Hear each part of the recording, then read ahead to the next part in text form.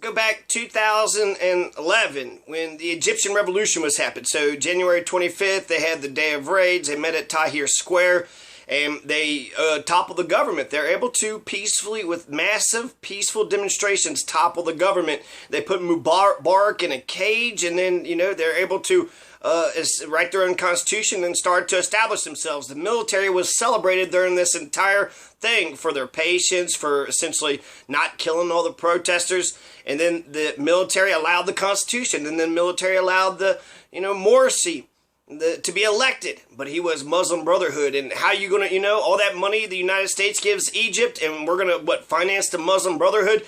So we needed to tell al-Sisi, the leader of the military, well, you need to coup d'etat this democratically elected president, and then that's what he did. So the military was invisible until they weren't. So if you just have just this big, the military did this, the military.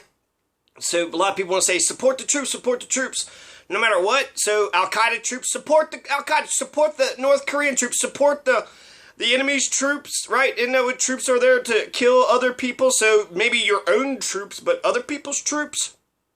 So I think that's important that the military was invisible. It was invisible. So who was, we didn't know about al-Sisi until he declared himself the victor, because it was just the military, just the ominous phrase of the military. But unfortunately, I hate to break it to you, but the military is filled with human beings who are capable of error. And there's lots of humans, and military are the killers. You want to talk about killing machines? Well, hell, they're all killing machines, right? That's their job.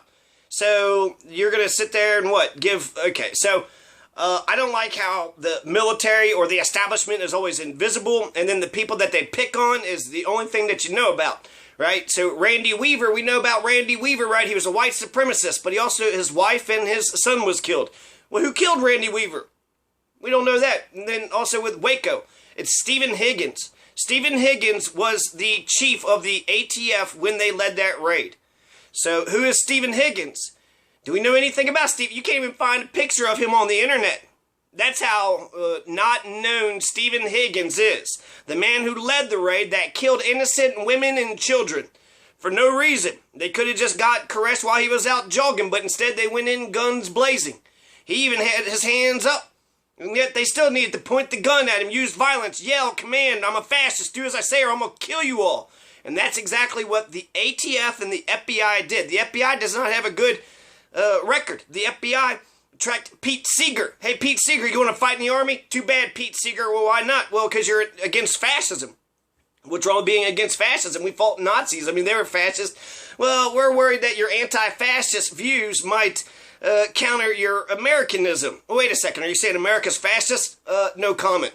So Pete Seeger, MLK, the FBI says, hey, MLK, why don't you just kill yourself? You want integration? You think black people should be, the same as white, going to the same restaurant, same schools? Just kill yourself. That's the FBI. FBI killed all the Black Panthers. All of them are in jail. All of them are dead. The FBI, Tesla. Oh, he thought of a laser pointer or something using the moon. There's some, we got to track Tesla. Pete Seeger, a folk singer, MLK, one of the Gandhi of our lifetime, the Jesus Christ of our lifetime, Mr. Nonviolent himself. Yeah, J. Edgar Hoover, was he Mr. Nonviolence? No, he was a total fucking fascist, authoritarian prick. But he's behind the government, so he's the part of the machine, right? Well, the machine came and arrested a bunch of communists in Pueblo, which happened. That happened in the 50s. There's 2 communists that were arrested here. And it was the FBI posing as a teacher.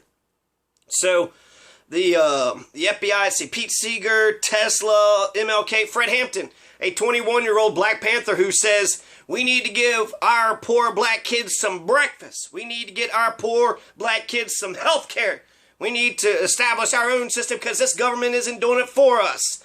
Pow, pow, pow. And they killed him. They slayed up. There's 200 shots into his apartment while he was sleeping. They just showed up to him, his bodyguard, right? So be always skeptical of anybody around you. The bodyguard give plans to the FBI to say, here is his apartment. Here's the outlook. Here's how it's set up. And they said, okay, fuck it. Just started spraying the building on the outside. Killed Fred Hampton. And almost killed his pregnant wife and some other people that was in there. There was 100 to 200 bullet holes going in, maybe 1 or 2 bullet holes going out. So he was able to take his handgun and possibly get off a couple shots. But that was a straight up political assassination. Why did he die? Because of his beliefs. In America, he believed the wrong thing. He didn't hurt anybody, didn't rape nobody, didn't steal nothing, he didn't kill nobody, he didn't, he didn't assault and battery. He didn't go up and shoot somebody in the house while they were sleeping like the FBI did. He didn't do anything. He just said, it's time for change. And he got shot up for it. So the FBI, when governments fear the people, that's democracy. That's liberty. When the governments fear the people, who do you think has the power now? Are the government? You think the government's afraid of the people, or do you think the people's afraid of the government? I think the people's afraid of the government. And I think people cede all their authority to the government, to the blind, the, ominous, faceless machine, the military, the cops, the establishment, without thinking that these are individual people and they're, in leadership roles, and they're just as human as anybody else. So J. Edgar Hoover, he wasn't charismatic. He didn't get people to do what he wanted. Of course he did. So just like David Koresh, J. Edgar Hoover is the David Koresh for the machine. Stephen Higgins is actually the opposite of David Koresh. Who is Stephen Higgins? He was able to get 70 agents. I said 600 agents were there in the siege. So think about how many millions of dollars that was, just having 600 federal agents sitting around this building in the middle of Waco. And it wasn't actually Waco. It was they lived in the town or the county, McLennan County. So for rural America, the county is supreme. So they didn't live in Waco. Nobody would have said they lived in Waco. Waco was the nearest city, which was a population 135,000 today. But McLennan County is 235. So the population is nearly double for the county. We call it Waco. It's easier to say Waco than McLennan County. But for rural America, the county is supreme. So they go to the county courthouse. They elect county officials. The city does their own thing. So the statistical area is 235 for Waco, if you include McLennan County and Falls County, which these numbers are getting a little confusing. But the Davidian compound was actually located in the unincorporated area of McLennan County. So we say Waco, but it's actually McLennan County. Remember the events in McLennan County? Of course not. You don't even know who Stephen E. Higgins is. Stephen E. Higgins, who has, according to statistics, more of a penchant to be addicted to drugs, more of a penchant to be a domestic violence abuser, and to have mental illness. So they have more likely, more of a chance. Now, I don't have evidence. This is speculation. But the fact that we don't know anything, these are the people that murder. These are the people that kill. Talk about mass murderers. We need to blame somebody. Somebody needs to be pointed out and said, that's the person that, Janet Reno wants to take the credit, and Bill Clinton, the buck stops here. Not really. Unless one of the FBI is going to arrest you. Until the law enforcers can start to arrest the rich and powerful, then, that's the thing is we don't have freedom. The people fear the government. The people fear the government. The people, none of the people, the most powerful of the people, the police officers, the agents, the magistrates, the judges, they will not arrest a war criminal. They will not arrest people that, if you're part of the FBI, you could go in and just murder a whole bunch of children. You won't get arrested. You might lose your job. I think some of them got fired, but then they get a pension, so they get to live out their live-long days, making a nice, good, comfortable living. When people fear the government, that's tyranny. When people fear the people, that's liberty. This is tyrannical. We live in a tyrannical society. And the Constitution was very much against democracy, so they didn't want us to vote anyways, which is why only, 35% or so vote. So now, I think it's appropriate for authorities to go into a person's house if there's a report from some person that there is abuse happening, whether it's physical violence or sexual violence, any kind of violence, any kind of assault to children, innocent children that didn't do anything to anybody. The authorities can go to that house and say, hey, what's going on? Now, that seems to be the only justification that possibly they may have had. The ATF doesn't do anything with child services. They were looking at the guns, right? They were worried about guns, and then they said methamphetamine. Oh, he had meth, right? So they're just making up a bunch of shit. But let's, the abuse thing. So, I wish that I was rescued. I wish anybody would have given a damn when I was growing up. That being said, let's say I reported the abuse and the physical abuse, and then a shit ton of federal agents came to the house and, to rescue me. Oh, good, yeah, the heroes are here. Our heroes are here to rescue me. And when they get to the house, instead of rescuing me, they just, put gas into the vault where we were all hiding, and then gassed us like Nazi Germany did to the Jews. So they gassed all the children, then they murdered me, and they murdered all my siblings, and then 18 other kids, and then they murdered 60 more people on top of that. Killing everybody? That was your solution to saving someone from child abuse. is to kill everybody. 80 dead bodies, 76 total, 30 women, 25 kids. 25 kids. That's Waco, Texas. Or that's McClellan County. McLennan County, my bad. So McLennan County. That's McLennan County. That's what happened in McLennan County. That's what happened in Waco. So Texas actually has a ban on fully automatic weapons. So what a bunch of pussies, right? Ban fully automatic. White middle class is calling for less guns. The reason why white middle class are watching MSNBC, the mainstream media, they have the ability to, they have a lot of power. So they have the ability to make victims look like perpetrators, perpetrators look like victims. So, I think it's good that they're actually focused on this thing, but why this? How come not poverty? The mainstream media don't go fucking nuts about poverty in this country. That's a death sentence. What about homelessness? If poverty is a death sentence, not having a home, that's going to be worse. And then what about health care? 10% of this country don't have health care. But in white middle class, they do. The white middle class has health care. The white middle class has homes. They got, they're not poor. They don't have a death sentence. So, that's why they don't give a shit about these other more pressing issues. War, they don't care. They're not Palestinians, right? They're not getting bombed, so you can kill all the Palestinian kids you want. None of these MSNBC, Rachel Maddow, she don't give a shit. Rachel Maddow's got health care. Rachel Maddow's got a home. Rachel Maddow's not poor. Rachel Maddow's not a Palestinian. So this is a very privileged issue, right? And when I, watch these high schoolers, they're talented and they're smart, but they strike me as debaters. And what you learn in debate is you're not trying to convince anybody of anything. You're just, shooting out a bunch of fucking arguments and hoping that, in fact, the more arguments you spit out, that's good. The more arguments you have, they list each and every argument. So just spit out a whole bunch of arguments. You talk real fast. Who cares if anybody's really paying attention? Who cares if you solve any of the issues? You just want to win. Isn't that the most important? Bully whoever you want. Bully that person. Bully this person. Who cares if they're poor? Who cares if they got H3N2? Who cares if they're poor? Who cares if they're homeless? Who cares if they're a bunch of Palestinian kids? Who cares if they're a bunch of Christian kids in Waco? 25 kids died in Waco. That is more than the 17 that got killed in Florida. But how do you feel about those kids in Waco? Oh, because David Koresh was a piece of shit, then you're going to say those kids don't deserve life? Fuck you. Fuck you. You fucking child killing. I mean, you're justifying child murder. So that's why, middle class, that's why they're all about this. This is a privilege thing. And then another thing that the privilege, they got health care, they got a home, they're not poor, so they get, they're not being bombed like, Palestinians. So they don't live the life, they don't live in the hood, they don't have to worry about crime, they don't have to worry about police brutality, they don't have to worry about any of the issues regular Americans have to worry about. They don't have to worry about it.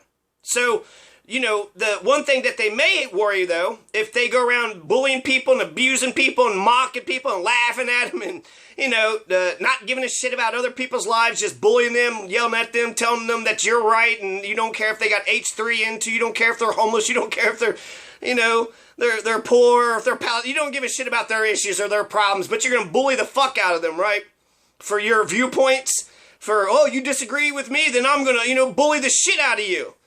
Well, that's another thing, white middle class understand. They've been bullying people. Oh my God, you mean those kids we used to bully might come back? Well, we gotta make sure those kids we bullied don't ever get any weapons. So, because they were weird, because they were poor, because they had, cheap clothes on. They had cheap clothes on, right? Because they were poor. You're bullying them. You're making fun of them. You push them into a place where they're like, throwing chairs at you. Then you're like, see what? He's crazy. Oh, yeah. It has nothing to do with you being a disrespectful little savage. And you're being taught by the oppressor to be a dickhead.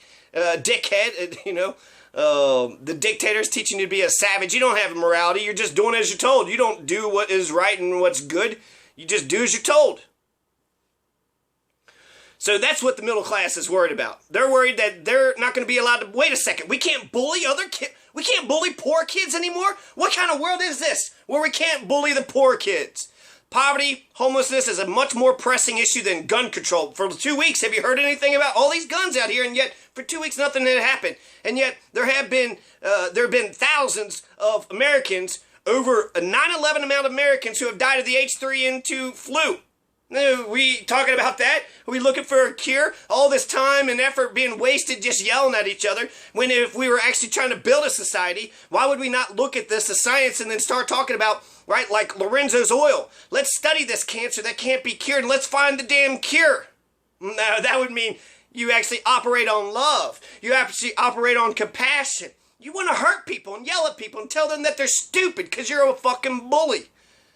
And so bullies understand, oh my God, we can't get away with our bullying anymore.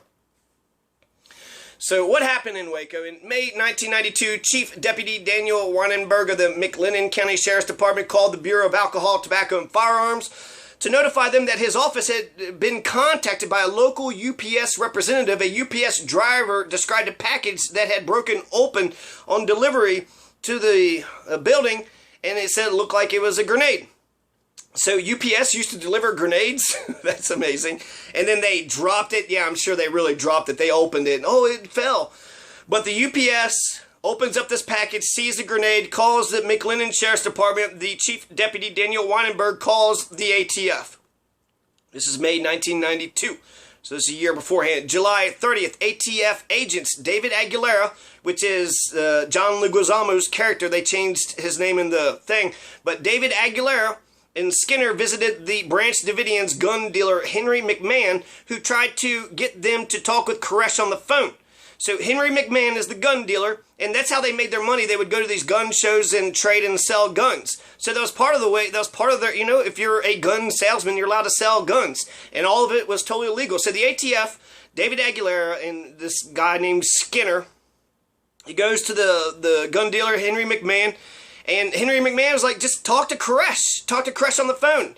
You know, Koresh, he offered to let the ATF inspect the Branch Davidians' weapons and paperwork and asked to speak with Aguilera, but Aguilera declined.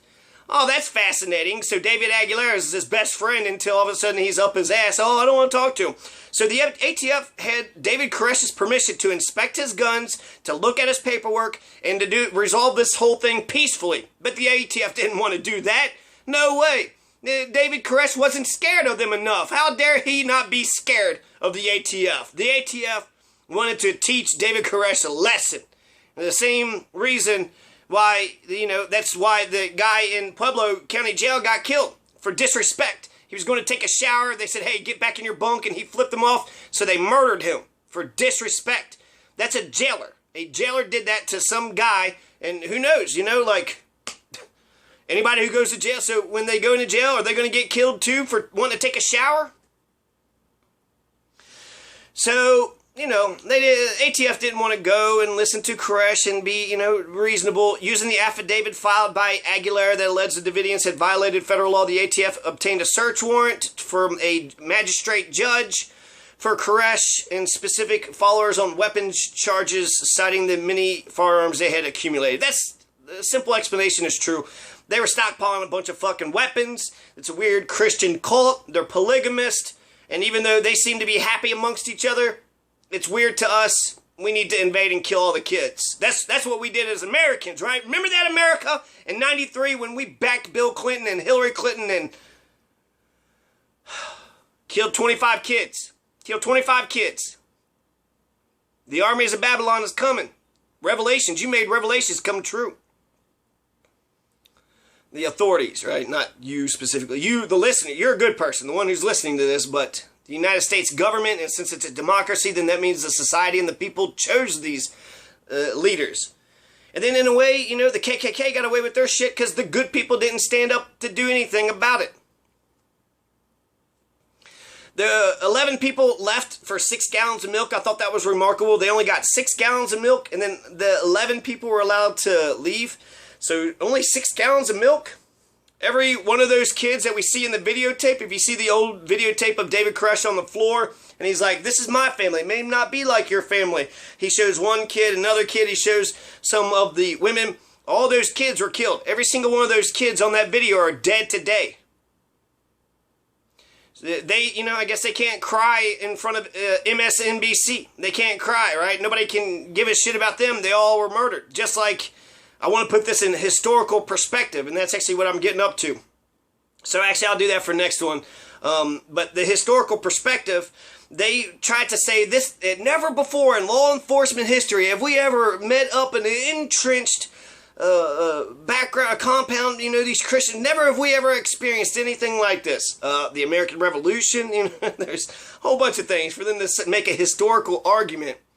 So, and the kids, 25 kids were killed in the Waco series. They gassed them to death. They, stuck a thing in there, and then they gassed the vault that they were in. Oh my God, what are all those people doing in the vault? They're a bunch of kids who are trying to be safe and trying to protect themselves, but they assume they're in the arms hole vault. So everybody's in this vault, and they got a bunch of guns. So they're like, oh, we'll just go ahead and gas them out. They'll all start running. It's so easy, right? And then, 25 kids, they even said that there was a 3-year-old that had stab wounds. Really? I mean, if they're all burned in the fire, how could you tell what a stab wound looks like? What does that bone structure looks like? That sounds like propaganda. That just sounds like a bunch of bullshit. They insist, no, they shot nothing. We swear we didn't shoot any guns whatsoever. And yet infrared actually does point that they did shoot some guns. They said the helicopters didn't shoot anybody. You had big ass holes in the walls. The door, you could see that all the bullets are going inside the door. So for 3 hours, you just had the ATF just shooting inside this building in all places, all over. There were some people that was shooting in the windows, but the vast majority of the Branch Davidians are hiding out on their beds and off to the side. But the ATF and the National Guard and the helicopters are just fucking bomb. They're just, striking them. They're just shooting in the side of the walls. Or maybe they're trying to shoot the people shooting out of the windows. Or maybe they're just spraying the whole house and not giving a shit who they hit. So we're told only 5 got killed. But are we sure about that? Are we sure only 5 of the Branch Davidians? None of the kids got killed? None of the women got killed beforehand? So I bet you several of the kids were killed in that first volley. I bet you a lot of people were killed in that first volley.